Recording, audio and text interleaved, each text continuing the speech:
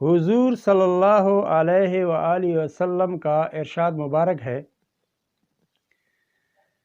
کہ 3 آدمیوں کی دعا کبھی رد نہیں ہوتی، یعنی جب وہ دعا کرتے ہیں تو وہ کبھی رد نہیں ہوتی۔ پہلا وہ آدمی ہے جو پورا دن روزہ رکھے اور افطار کے وقت، جس وقت وہ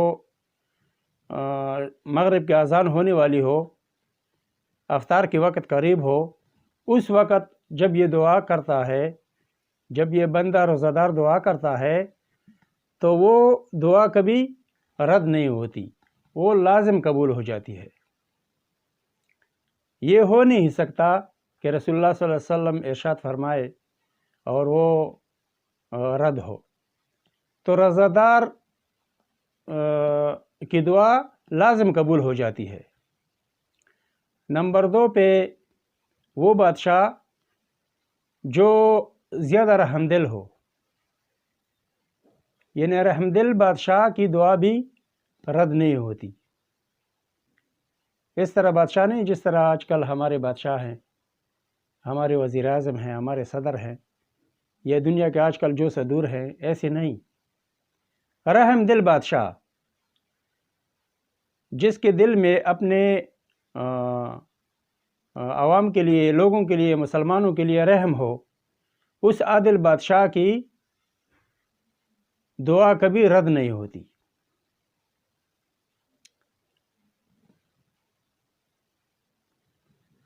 اور تیسرا شخص وہ ہے جو سب سے زیادہ مظلوم ہو،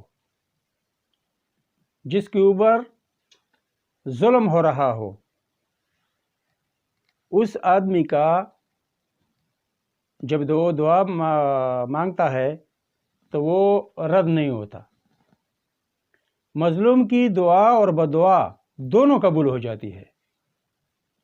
اگر مظلوم دعا کرے وہ بھی قبول ہو جاتی ہے، اور اگر مظلوم بدعا کرے وہ بھی قبول ہو جاتی ہے۔ تو اس وجہ سے مظلوم کی بددعا سے بچنا چاہیے۔ اور مظلوم کی بہت قسمیں ہیں، اگر میں بیان کروں تو بہت ٹائم لگ جائے گا،